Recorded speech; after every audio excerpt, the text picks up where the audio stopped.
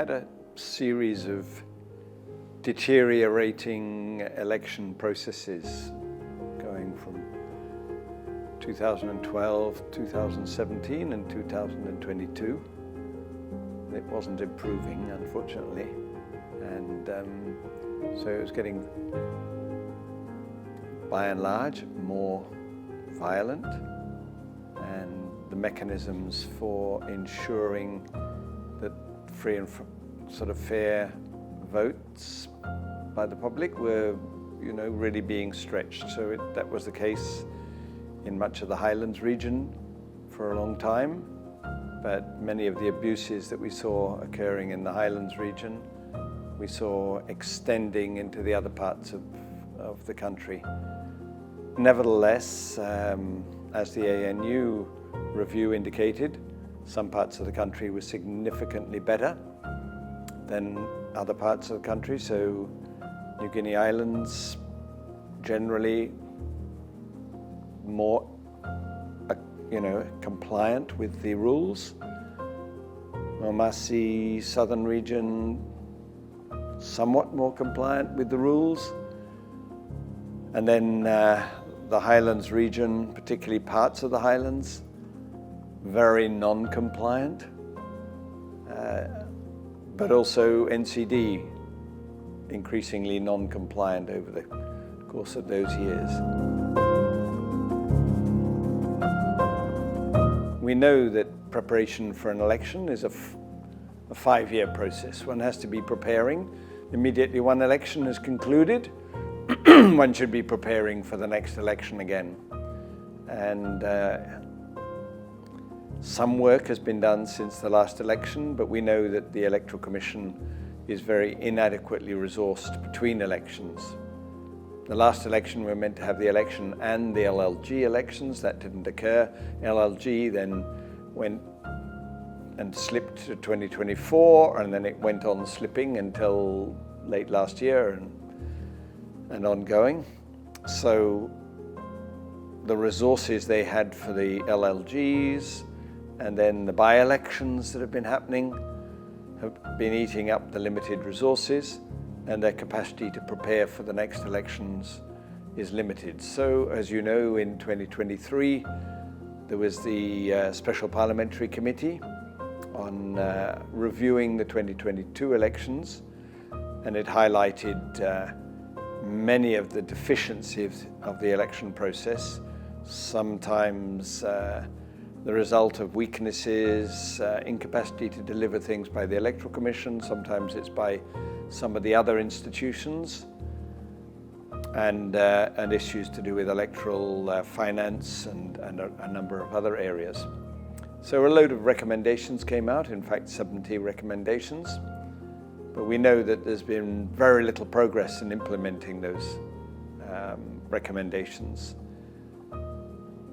And really that should have been happening immediately in 2024, 2025, so as to be prepared for the 2027 elections. Now we're into 2026 with little preparation in terms of the electoral roll and in terms of staffing capacity and so on. We're not that prepared. We've got a budget for this year, but it's a fairly small budget allocated for preparation. But really we know that each time there's a budget approved, there's a limited amount of resources made available in the first quarter, because it depends on the cash flow and there are various demands on government funds. So in the first quarter, funds will go in different directions, and some will get to the Electoral Commission, but probably a limited amount. We are the second quarter. Well, it's really in the second quarter that the election is meant to be, preparations are meant to be finalized, because it's the end of the second quarter and then into the third quarter, of course, that the elections are actually occurring, but it's meant to be occurring in June, which is the end of the second quarter. So everything should be ready by then. But we know that, like in the last election, we had procurement that was sometimes happening even a year after the elections. defence vehicles, for example, actually were received a year afterwards because the processes are not really geared for it. We had some meetings late last year with the Minister for Administrative Affairs, and he was seeking to shift this election to using biometrics. Now, the way to have done biometrics, and certainly amongst the 70 recommendations, there was certainly reference to digital processes, but it wasn't the fundamental rock of the transformation that would enable elections to happen. It was something that could complement the election process to make it more transparent and efficient, but it wasn't going to be the bedrock because it was recognized in 2023 there wasn't going to be time to set up a whole biometric system for the 2027 election. That was going to take a long lead-in time.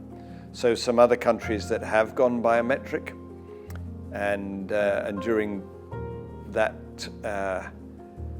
those meetings that were held late last year, there was presentations on how they went biometric in Malawi in Africa, in East Africa. And in fact there, they tried to do it in something like 2013 or 2014. It wasn't ready. Tried again in 2018. Preparation wasn't there. They had a bit of a failed election, 2022. And then it was recognized by doing all the preparations. By 2025, I think it was, that they were able to hold an election using biometrics, and that enhanced opportunities in many ways. But just to do it at the last minute is not possible because you have to have first built up the basic database. And that is what the staff in the Electoral Commission are trying to do now. So they're trying to cross-reference the information that is available from the village recorders. And we know that that's only in certain provinces. Many provinces, the village recorder system isn't really functioning. Other provinces, it is functioning partially, and some it's working quite well in New Ireland and certain places. So cross-referencing the databases that are available, and then building up the electoral roll, and one can use biometric down the track. But what should have happened was that, and this was recommended, was piloting the biometric system in a few wards or a few LLG areas in the LLG elections. And they could have done that in 2024, and then maybe from that they could have extended it to be able to pilot it in some locations in the general election in 2027. But we're certainly not ready to suddenly digitize when we haven't actually, as you know, it's taken years and years now to develop the national identity NID system. And it's been cumbersome. It's required people go to central spots, and then often they're recalled and told, oh no, the system is not working, or the photograph hasn't come out, you'll have to come back again. So it's been very expensive and it's been very slow. We know from experience in Singapore and in India and so on, to make that functional, you have to actually have more mobile units and cameras, and you go out to where the people are. So you use lots of different representative offices and make it accessible to people, and then you can get a much faster rate of NID, and you use more digital platforms. So the current system has limited capacity to be multi-usage mechanisms. But once you've got that, you're in a better situation. So what the Electoral Commission are trying to do now is to at least start building up an identity so they can have a photograph. So in their forms, when you come in to vote, they have a photograph, they know who you are. That is their objective. It's not going to eliminate electoral abuse, and it's a big job in itself. While they build the rolls, have a photograph as well, get that verified locally that is the face of that particular person. That can reduce the level of abuse, but that will take a lot of work, and that won't be really ready, but if, again, it can be extended as far as possible, all the mechanisms to reduce abuse. As we know, in much of the Highlands region, particularly, there is extensive block voting, in which case, individual ID is not going to be usable, but one would hope that one can start making inroads and say this is the mechanism that's got to be used, because clearly block voting is not an expression of individual choice. It's basically saying, yeah, we've made a group choice, but it may not be a genuine group choice. It may just be imposed on the community. Some members of the community may strongly differ in their views. You may find that women's views are rather different to men's views, but it's like the big man may have struck a deal with the different parties. That's what we know often happens. They sit there and they decide, oh, we're going to give 20% to this candidate, 20% to this, and split the votes in certain ways. So, but clearly, while it may have some reflection of local traditional decision making, it is also open to a lot of abuse, and it certainly isn't a reflection of individual choice. So those are some of the challenges that the Electoral Commission is going to have to, but it is important that the Electoral Commission is clearly in charge. They are the constitutional body that has that responsibility. It's not to be imposed upon by other offices, obviously not by political parties or by government entities, but it's they're there through IDEP, which is the interdepartmental entity. They've been doing some background work to improve the coordination of their efforts. So we all hope that the 2027 election will be better coordinated, will be smoother, that IDEP will be working in better coordination, but led by the Independent Electoral Commission, who manage the show. And but we know it's going to be a long way from being fully achieved. And the biometric, well, that's a step too far at this stage. Using digital and certain platforms, photographs, some basic tools to improve the system, that will be a great achievement.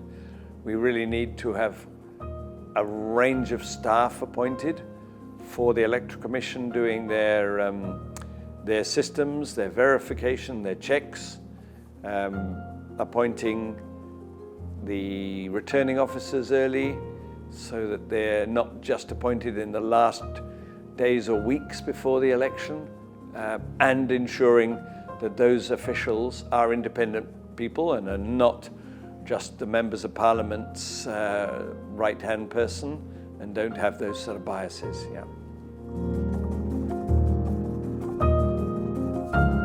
Well, it was good to see that there were some forums recently that were being held to try and advance women's positions and opportunities. We know that that has also happened prior to the 2017 and the 2022 elections. And we also know that there were some strong candidates amongst the women who were participating in those events, but nevertheless, the system doesn't make it easy.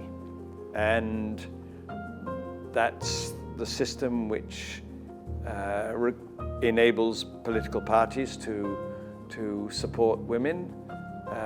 So there were not so many women who were being put up by political parties. There were some. but it also, we know that when it came to the final day, extensive abuses were occurring. We know that in the Highlands, for example, a lot of women and women's groups were saying we were going to go in and vote early, but when they when the electoral booths were opened, there were often young men employed effectively by other candidates to go around and chase the women away. So they were not given the opportunity to express their free choice. So it is an uphill task, and that is why Bougainville, for example, in its constitution has specific reserved seats for women. But around the world, it's extensively practiced in countries that have had long traditions of male domination in the assembly or in their parliaments. It's a mechanism to shift the odds, to give more of an opportunity to women and not make women effectively threaten the men. So by having these reserve seats, you're not displacing a male potential candidate. You are complementing. So men and women vote for the women candidates. So it's fully democratic. It's not just women voting, it's men and women vote. But you are not displacing the ordinary open membership, which is largely at this stage going to be taken up by men, not entirely. We know there are 3 women in Parliament now, and that was the experience in Bougainville. They started off with reserved seats for women, and as those women were in Parliament, in their Parliament, and they were performing and seen to be performing, it enhanced the confidence of the voters for women in leadership roles. And since then, in the open seats, they've seen more women being elected to those seats as well. So it's a transitional phase in part, an awareness phase for voters, as well as an experience phase for women actually gaining office.